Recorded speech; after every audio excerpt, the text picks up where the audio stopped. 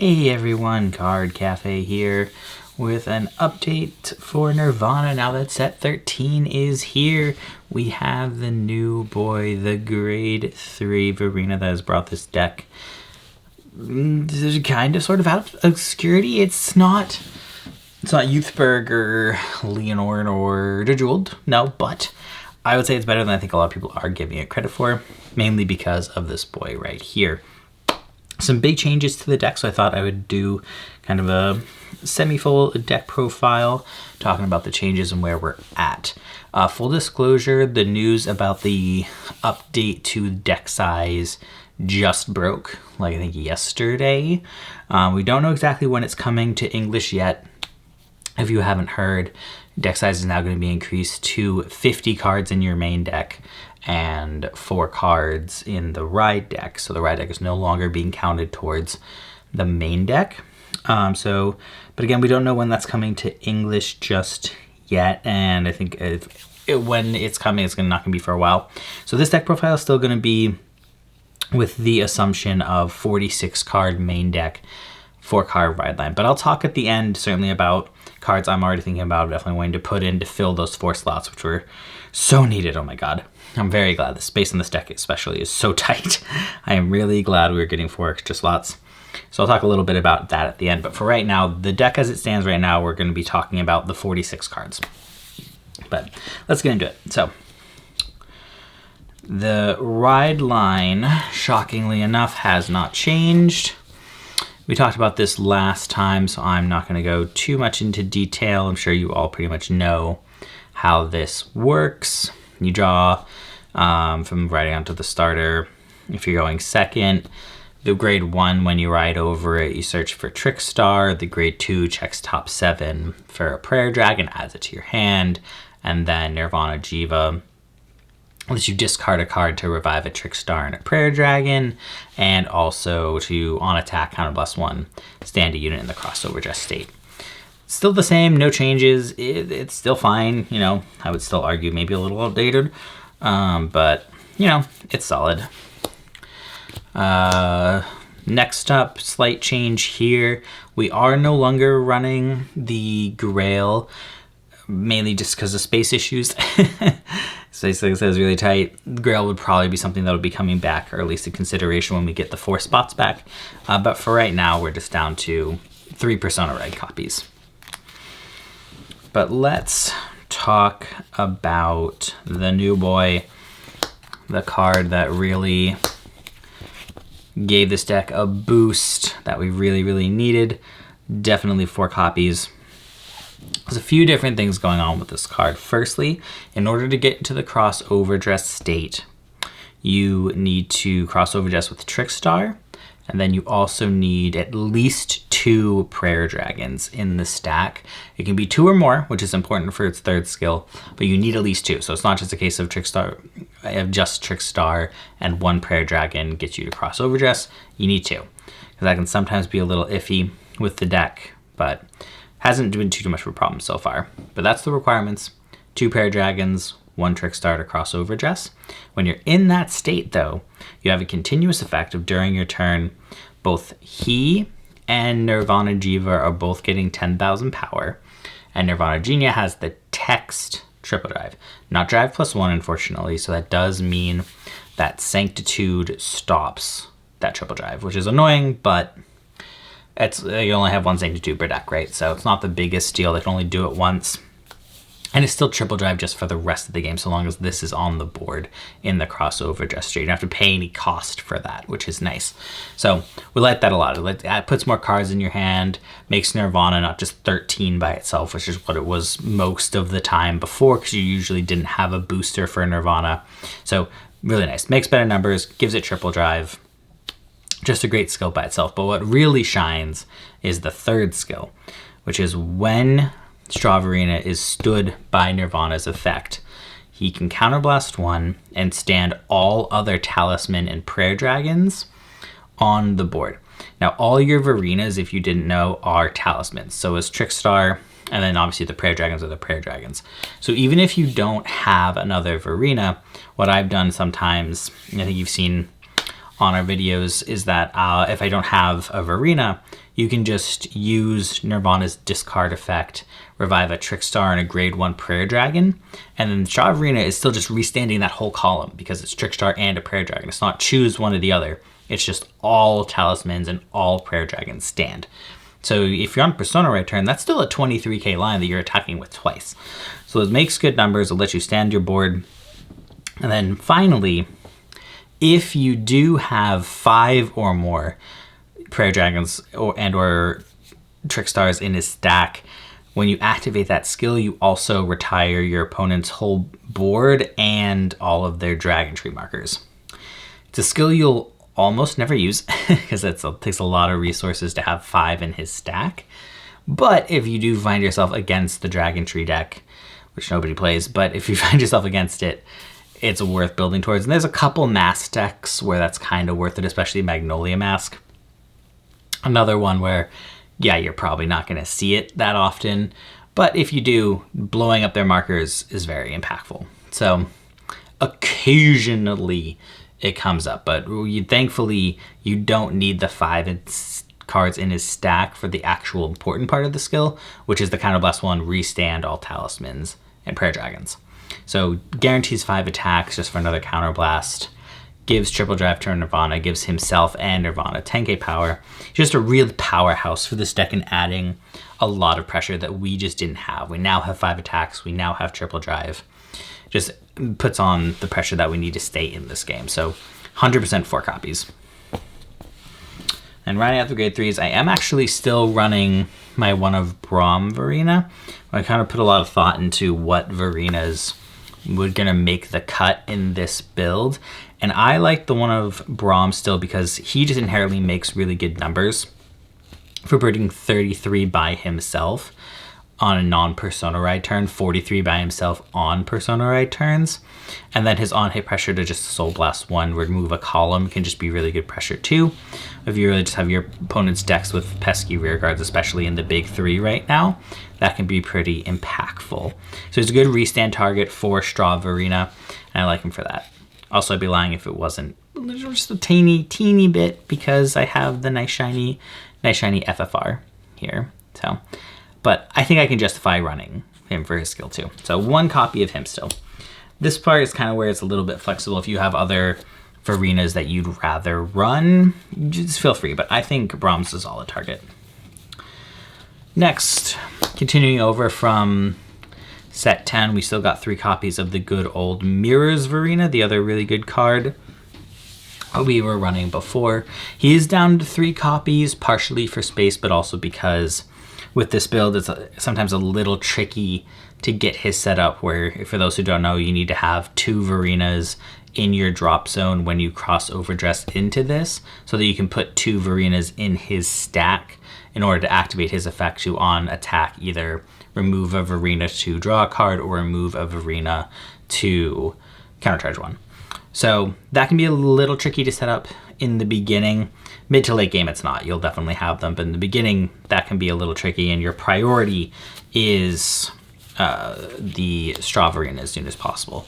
So down to 3 copies of Mirrors now. I find this still works pretty well, and it's just a really good utility card for adding cards to your hand, because that's the name of the game now, with Youthberg, Jeweled, and Leonorn being the big monsters in the meta right now, is you want to make sure you have cards in your hand so you don't die, and this is still really good for that. Also, the counter charge now matters a little bit more in this build than it did for me in the past, because Straw Verena is now also counterblasting. So you're counterblasting 2 ideally every turn.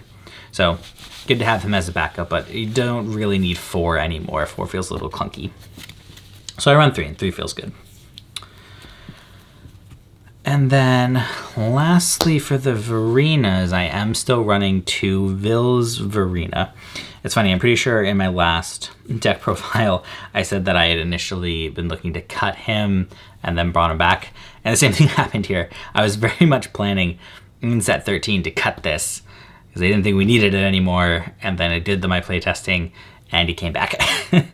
Only as a 2 of this time, but I find that the 15k intercept more than anything is very valid right now. Again, for the shield, being able to bring a Verena from your drop zone back to your hand can be very valuable, especially with, you go through a lot of, like I said, especially by mid to late game. So be able to put one back into your hand is nice. And then having a card that's not reliant on the Prayer Dragon that we'll talk about in a second to not be able to be targeted is also good. So again, just a really good all-around card that's bringing a lot of value, both as shield and utility. So we run 2 copies.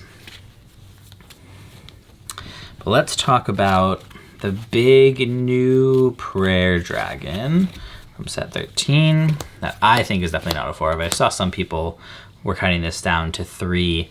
I don't agree with that. I think this card is a 4 of. Triple Wear from set 13 alongside Straw Verena. Very good card. It's got a couple of different skills. The first is when he's placed on rear guard from other than your deck.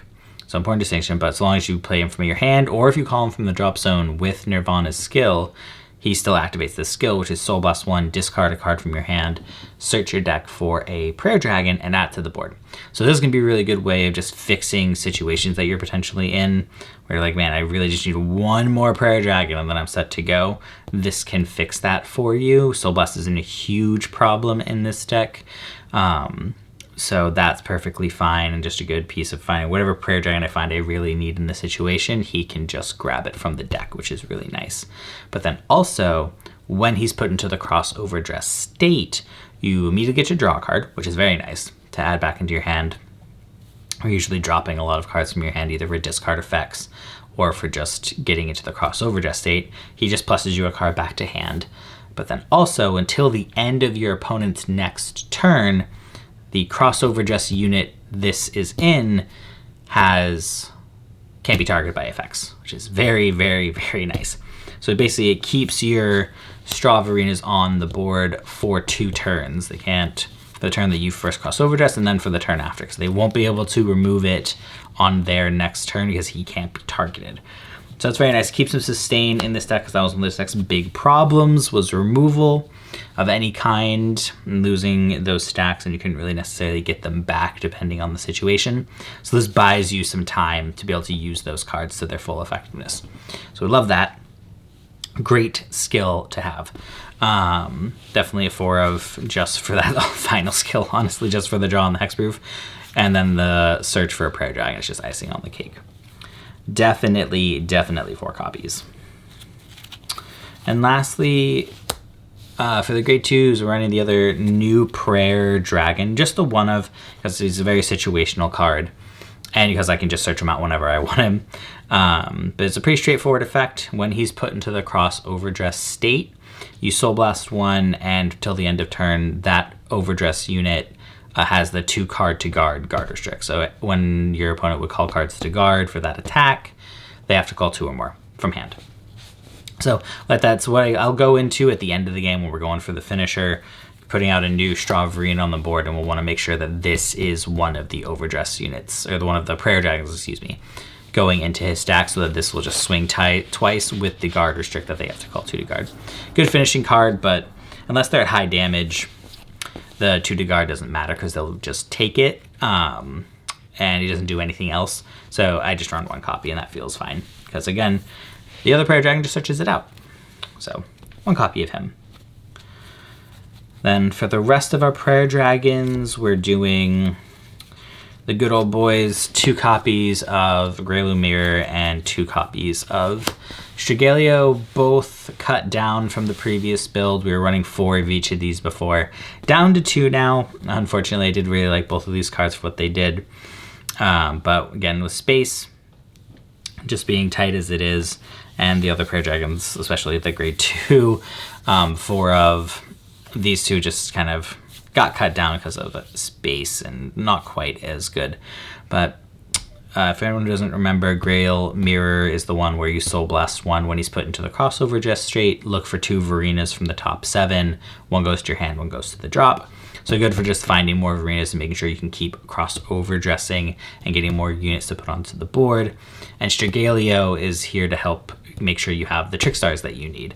When he's placed from your hand onto the rear guard circle, you can discard 1, search for Trickstar, put it into your hand, and when he's put into the crossover dress state, counterblast 1, call a Trickstar from drop. This is pretty relevant now, I feel like, especially more so than even was before, because you're just put in situations where you have to like crossover dress with Vils, use his 15k intercept, have all your Trickstars suddenly in the drop zone. You just need Strigalio to get them out. So good just utility cards to make sure you can sustain and keep pressure up and make sure you have what you need to keep crossover dressing with both Verinas and Trickstars. So 2 copies of each. Good cards. And again, remember, whichever one I need, I can always just search out with this guy. Then for the boy himself, we are actually back up to 4 copies of Trickstar. I was running 3 before, I believe. That was because we were running 4 Strigalio.